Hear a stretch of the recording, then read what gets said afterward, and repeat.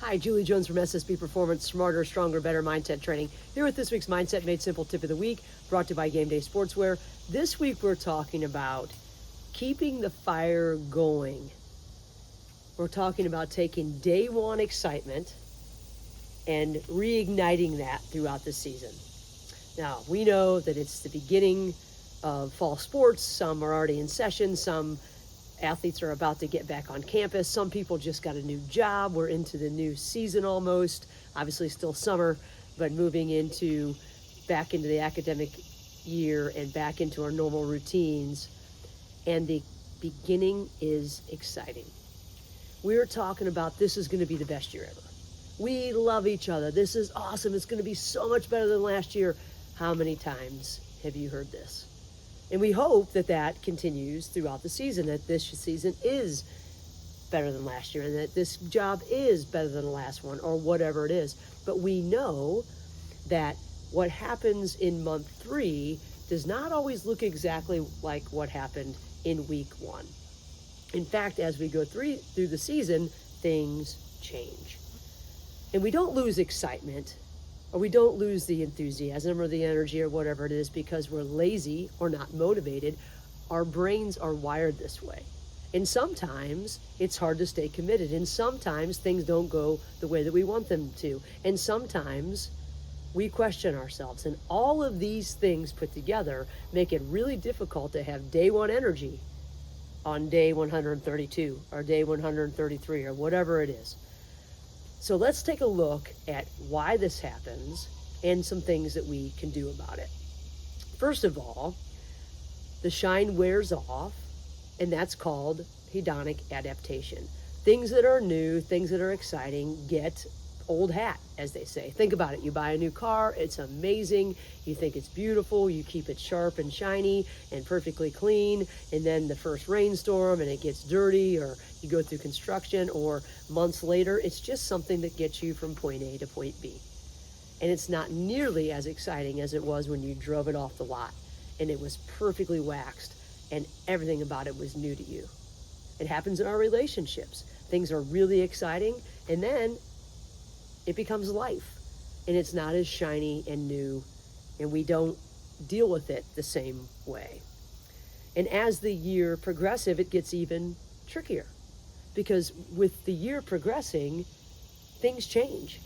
We start to compete with other people. We don't get what we thought we were going to get. It's not exactly what we expected. Pressure comes, competition comes, injuries, changes in roles. All of these things light up that negativity bias. And when this happens, we have a tendency to pay more attention to what's going wrong than what's going right. We forget that this is what we dreamed of. This is what we wanted. This is what we worked for. And here we are complaining every day about what we're doing. And our past self could only imagine us being there or not even believe it was going to happen. And now here we are going, oh my gosh, we forgot we dreamed of this, or this is what we thought we wanted, but it's not exactly working the way that we thought so. We stop seeing our teammates as allies. We start seeing them as obstacles or competition. We isolate, we complain, we coast. This is, all of us go through this at some point. Our behavior drifts away from that day one version of ourselves, that person who is idealistic and committed and connected and fully in. So what can we do about it? I was in a conversation last year with one of my coaches in the middle of the season thinking, oh my gosh, at the beginning of the year, this is what our sessions were looking like and the excitement and all this was going on, and then life happened in whatever way, and here we are. Not that it was horrible, but it wasn't the same. So I thought, what in the world could we do? And I thought there's one thing that I think would be really cool to do, and that is record everyone individually at the beginning and ask them certain questions. We know that kids these days love cameras, they love videos. Let's get into it and be a part of it.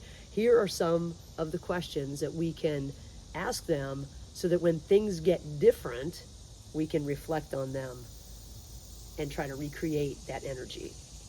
So, one by one, we can ask our athletes these questions. What are you most excited about this season? Right? What do you see for yourself in the team this year? We need to keep that top of mind. What are you willing to sacrifice to get there?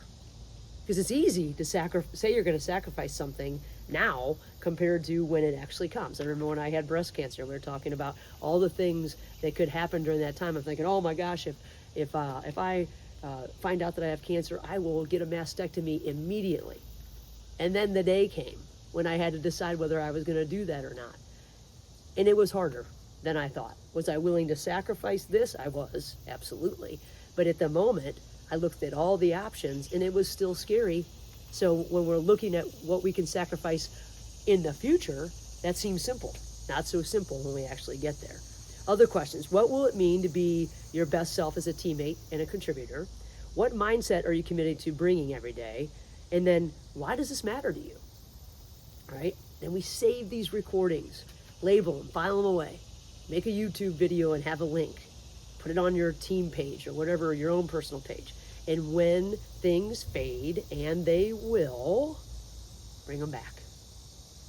At that point, we can help our athletes find themselves again. Maybe we use it to remind them of who they are and who they are trying to be. Or maybe we use them to hold them accountable to who they said they were going to be, who their optimal person is. And we can have them watch those videos. We can hold that mirror up in front of them and say, hey, this is who you said you were. Is it answering these questions? Here are the questions we ask them then after they watch the video. Does your current behavior reflect what you said mattered most? Are you living out your why? What's pulling you off track? And what do you need to do to recommit to being the teammate and the competitor that you said you were going to be, that you want to be? Or maybe you even ask them, does this matter as much now to you as it mattered when it was easy at the beginning, when there was not a struggle yet? Does it matter as much? This isn't about guilt or shame. It's about realignment. It's about remembering who we said we are. It's not about what we want as leaders and coaches. It's about what they said they wanted. It's not our voice. It's their voice. They're hearing themselves. And I wish I would have done this more. I remember at Akron, we made this video. It was about a year after I got there. And it was posted on the website. You know, they had a little thing about softball, and they interviewed me about what I thought was important. And I remember watching that maybe 7 or 8 years later, and I thought, gosh, I don't know if I'm doing all that right now. That excitement at the beginning that I had brought with me from Cleveland State, thinking that we could do all the things at Akron better than we even did at Cleveland State. I don't know that I stuck to that, but if I would have reviewed it more often, I could have recalibrated myself to what I said, my own words, not somebody else's words, what my own words said were important to me. We drift. All of us drift. Here's why this video thing works, right? This video mirror dives right into all kinds of different research. Number one, seeing a past version of ourselves. They call this self-discrepancy theory, right? Seeing a past version of ourselves helps us compare who we are now to who we wanted to be. It's the actual self with the ideal or ought self. And then we can compare those two and say, okay, I need to change these behaviors to be the ideal self that I want to be. We can also start talking about our personal narrative, or narrative identity as they call it. So revisiting the story helps us re-anchor ourselves to our purpose, back to our driving narrative. Our stories change based on circumstances.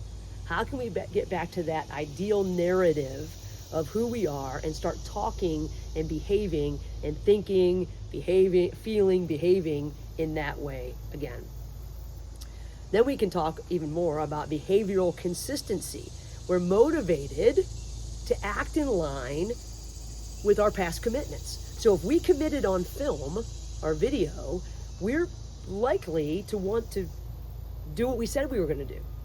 If we say we're going to do something, we like to do that. And if we've got it on video, okay, now we're really committed to it. Very, very important. When commitments are made in public, we are more likely to stick with them. That's why people get on even like political beliefs and they're not willing to give it up, even when faced with evidence, because they said this is who they were. To hell with the facts. But this works for us as well. Then we can pull out one more tool for motivational interviewing. We get by guiding our athletes to revisit their reasons, right, in their words, in their thoughts. We're using one of the most powerful drivers of sustained motivation, and that's self-concordant goals. Things that go together. Our goals are this. What are my behaviors that are leading up to that? So, we're never going to assume that day one energy is going to last. We know it's not going to. But if we plan for it, it's not going to happen, but what do we do about that? We could use this tool and it could be really helpful. Maybe every kid doesn't need to do it, but maybe there are 3 or 4 kids that could watch their video and it could change the culture of the team. Who knows? Maybe we need to watch the video.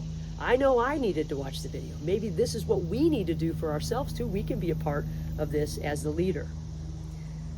We can use the day one energy as fuel later in the season, and this is a great way to do it.